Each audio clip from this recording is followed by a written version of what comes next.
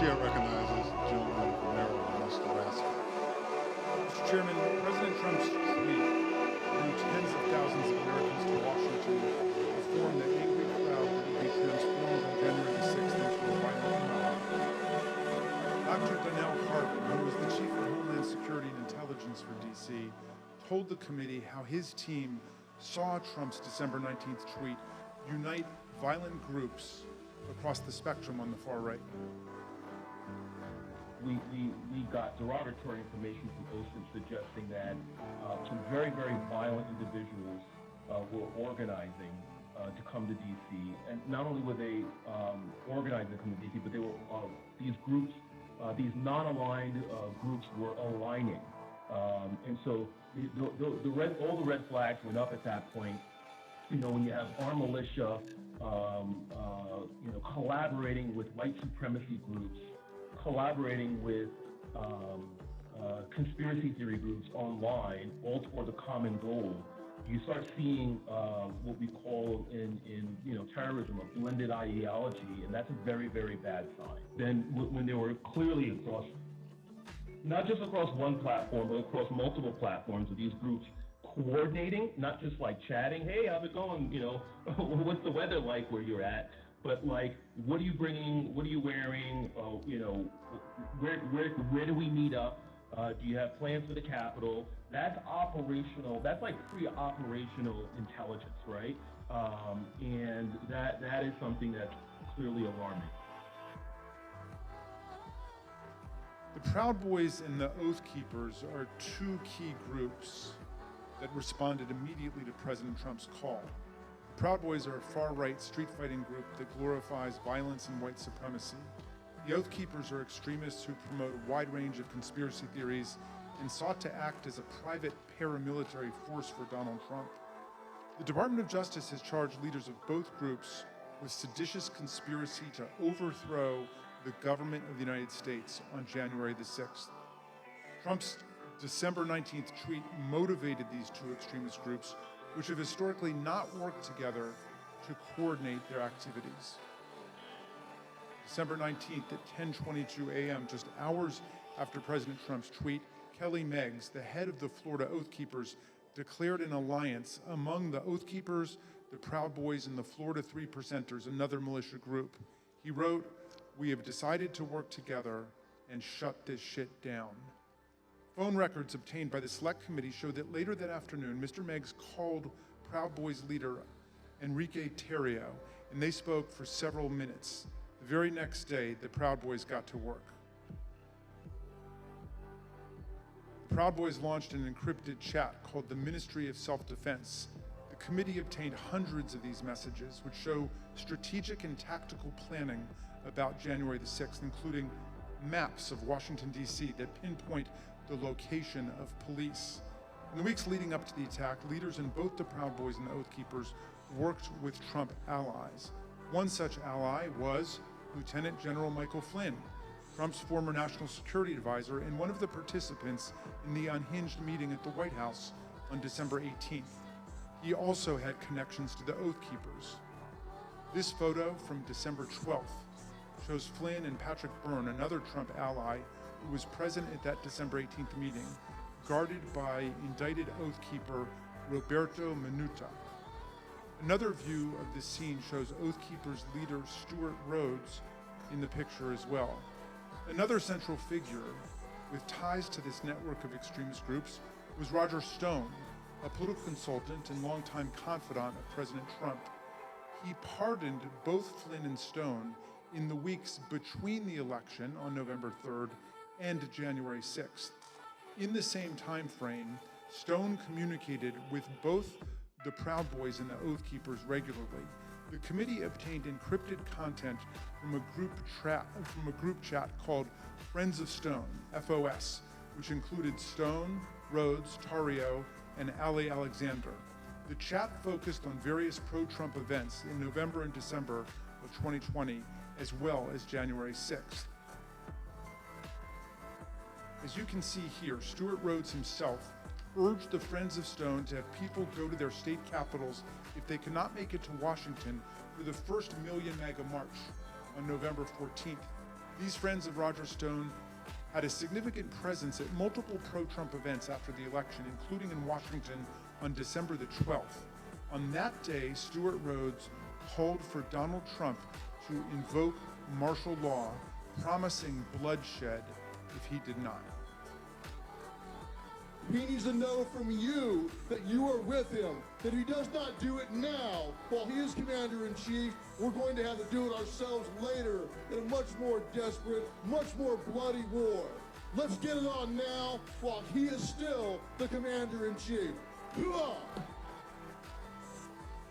That night, the Proud Boys engaged in violence on the streets of Washington and hurled aggressive insults at the police. Oath breakers, do your fucking job. Give us 1 hour. 1 hour.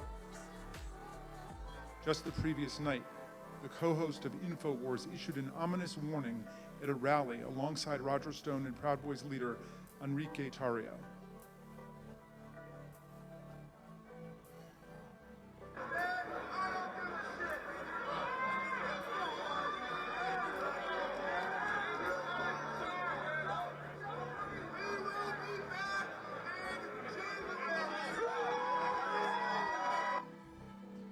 Encrypted chats obtained by the Select Committee show that Kelly Meggs, the indicted leader of the Florida Oath Keepers, spoke directly with Roger Stone about security on January 5th and 6th.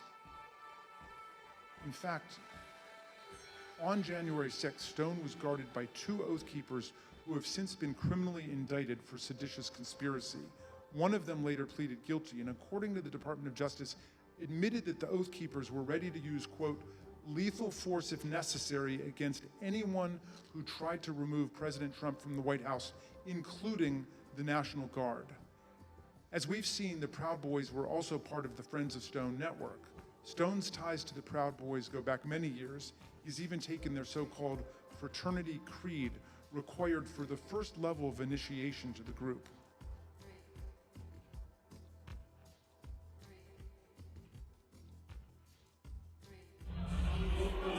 Hi, I'm Roger Stone. I'm a Western chauvinist. I refuse to apologize for creating modern law. Thank you, Roger. Kelly Sorrell, a lawyer who assists the Oath Keepers and a volunteer lawyer for the Trump campaign, explained to the committee how Roger Stone and other figures brought extremists of different stripes and views together. You mentioned that Mr. Stone wanted to start the Stop the Steal series of rallies. Who did you consider the leader of these rallies? It sounds like, from what you just said, it was Mr. Stone, Mr. Jones, and Mr. Ali Alexander. Is that correct? Those are the ones that became like the center point for everything. We'll learn more from Ms. Murphy about these individuals and their involvement in the days leading up to the violent attack on January 6th. We'll also hear how they were allowed to speak at a rally for President Trump the night before January 6th, even though organizers had expressed serious concerns about their violent and extremist rhetoric directly to Mark Meadows. And you'll hear testimony from White House aides who were with the president as he watched the crowd from the Oval Office and will testify about how excited he was for the following day. Let me note now that our investigation continues on these critical issues. We have only shown a small fraction of what we have found. I look forward to the public release of more of our findings later, Mr. Chairman, and I now yield back. Gentleman yields back. Chair recognizes the gentlewoman from Florida, Ms. Murphy. During our most recent hearing, the committee showed some evidence of what President Trump, Chief of Staff Mark Meadows, and other White House officials knew about the potential for violence on January 6th. And despite this information, they made no effort to cancel the rally, halt the march to the Capitol, or even to lower the temperature among President Trump's supporters. Katrina Pearson, one of the organizers of January 6th rally and a former campaign spokeswoman for President Trump, grew increasingly apprehensive after learning that multiple activists had been proposed as speakers for the January 6th rally. These included some of the people we discussed earlier in this hearing. Roger Stone, a longtime outside advisor to President Trump. Alex Jones, the founder of the conspiracy theory website InfoWars, and Ali Alexander, an activist known for his violent political rhetoric. On December 30th, Ms. Pearson exchanged text messages with another key rally organizer about why people like Mr. Alexander and Mr. Jones were being suggested as speakers at the president's rally on January 6th. Ms. Pearson's explanation was POTUS, and she remarked that the president likes the crazies. The committee asked Ms. Pearson about these messages, and this is what she said. So when you said that he likes the crazies, were you talking about President Trump? Yes, I was talking about President Trump. He loved people who viciously defended him in public. But consistent in terms of the support for these people, at least with what the president likes, from what you could tell.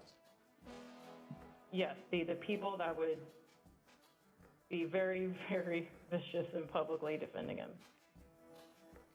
On January 2nd, Ms. Pearson's concerns about the potential rally speakers had grown serious enough that she reached out to Mr. Meadows directly. She wrote, "Good afternoon. Would you mind giving me a call regarding this January 6th event? Things have gotten crazy and I desperately need some direction, please." According to phone records obtained by the committee, Ms. Pearson received a phone call from Mr. Meadows 8 minutes later. Here is what Ms. Pearson said about that conversation. So what specifically did you tell him, though, about other events? Just that there were a bunch of entities coming in. Some were very suspect, that they're going to be on other stages, some on other days. A very, very brief overview of what was actually happening and why I raised the red flag. And when you told him that people were very suspect, what did you tell him what you meant by that? Or what did you convey to him about what you were, the problems with these folks? I think I even texted him some of my concerns, but I did briefly go over some of the concerns that I had raised to everybody with Alex Jones or Ali Alexander and some of the rhetoric that they were doing. I probably mentioned to him that they had already caused trouble at other capitals or at the previous event, the previous march that they did for protesting, and I just had a concern about it. Ms. Pearson was especially concerned about Ali Alexander and Alex Jones because in November 2020, both men and some of their supporters had entered the Georgia state capitol to protest the results of the 2020 election. Ms. Pearson believed that she mentioned this to Mark Meadows on this January 2nd call. Notably, January 2nd is the same day on which, according to Cassidy Hutchinson, Mr. Meadows warned her of that things might get real bad on January 6th. After her January 2nd call with Mr. Meadows, Katrina Pearson sent an email to fellow rally organizers. She wrote, "POTUS expectations are to have something intimate at the Ellipse and call on everyone to march to the Capitol." The president's own documents suggest that the president had decided to call on his supporters to go to the Capitol on January 6th, but that he chose not to widely announce it until his speech on the Ellipse that morning. The committee has obtained this draft, undated tweet from the National Archives. It includes a stamp stating, "President has seen." The draft tweet reads, "I will be making a big speech at 10 a.m. on January 6th at the Ellipse, south of the White House. Please arrive early. Massive crowds expected. March to the Capitol after. Stop the steal." Although this tweet was never sent, rally organizers were discussing and preparing for the march to the Capitol in the days leading up to January 6th. This is a January 4th text message from a rally organizer to Mike Lindell, the MyPillow CEO. The organizer says, "This stays between us. We're having a second stage at the Supreme Court again after the Ellipse. POTUS is going to have us march there / the Capitol. It cannot get out about the second stage because people will try and set up another and sabotage it. It can also not get out about the march because I will be in trouble with the National Park Service and all the agencies. But POTUS is going to just call for it, quote, unexpectedly." The end of the message indicates that the president's plan to have his followers march to the Capitol was not being broadly discussed. And then on the morning of January 5th, Ali Alexander, whose firebrand style concerned Katrina Pearson, sent a similar text to a conservative journalist. Mr. Alexander said, Tomorrow, ellipse then U.S. Capitol. Trump is supposed to order us to the Capitol at the end of his speech, but we will see. President Trump did follow through on his plan, using his January 6th speech to tell his supporters to march to the Capitol on January 6th.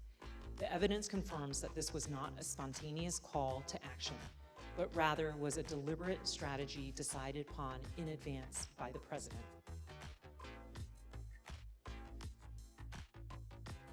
Another part of the president's strategy involves certain members of Congress who amplified his unsupported assertions that the election had been stolen. In the weeks after the election, the White House coordinated closely with President Trump's allies in Congress to disseminate his false claims and to encourage members of the public to fight the outcome on January 6th. We know that the president met with various members to discuss January 6th well before the joint session.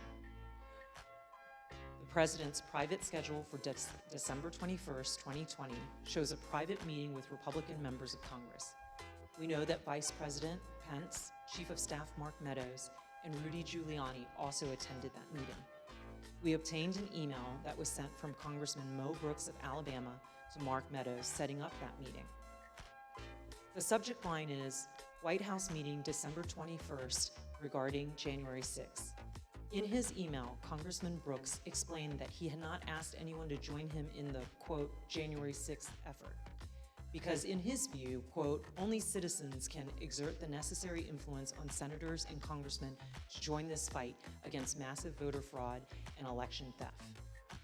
At this point, you may also recall testimony given in our earlier hearing by Acting Attorney General Richard Donahue, who said that the president asked the Department of Justice to, quote, just say that the election was corrupt and leave the rest to me and the Republican congressmen.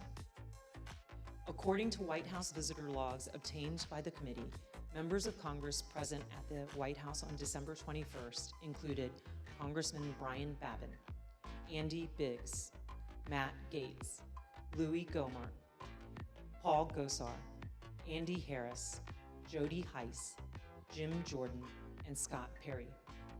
Then Congresswoman-elect Marjorie Taylor Greene was also there. We heard testimony in an early hearing that a pardon was ultimately requested by Congressman Mo Brooks and other members of Congress who attended this meeting. We've asked witnesses what happened during the December 21st meeting, and we've learned that part of the discussion centered on the role of the vice president during the counting of the electoral votes. These members of Congress were discussing what would later be known as the Eastman theory, which was being pushed by attorney John Eastman. In one of our earlier hearings, you heard in great detail that President Trump was trying to convince Vice President Pence to do something illegal. His White House counsel confirmed all of that in testimony last week. Your view, Mr. Cipollone, upon those discussions with Mr. Philbin, with Greg Jacob, what was your assessment as to what the Vice President could or could not do in the joint session? What was my assessment of what he could or couldn't do? Yes, your view of the issue. My view was that the Vice President didn't have the legal authority to do anything except what he did. They both told us, Mr. Philbin and Mr. Jacob, that they looked very closely at the Eastman memos, the Eastman theory, and thought that it had no basis, that it was not a strategy that the president should pursue. It sounds like that's consistent with your impression as well. My impression would have been informed certainly by them. Campaign senior advisor Jason Miller told us that Mr. Cipollone thought John Eastman's theories were nutty, something Mr. Cipollone wouldn't refute. We received testimony from various people about this. One was Jason Miller, who was a campaign, said that the way it was communicated to me was that Pat Cipollone thought the idea was nutty, and at one point confronted Eastman basically with the same sentiment. I don't have any reason to contradict what I said. On January 4th, John Eastman went to the White House to meet with the president and vice president. Mr. Cipollone tried to participate in this meeting, but he was apparently turned away. You didn't go to the meeting where Eastman met with the president and the vice president. Do you remember why you didn't personally attend? I did walk to that meeting, and I did go into the Oval Office with the idea of attending that meeting, and I ultimately did not attend that meeting. Why not? The reasons for that are privileged. Okay. Were you asked to not attend the meeting, or did you make a personal decision not to attend the meeting? again, without getting into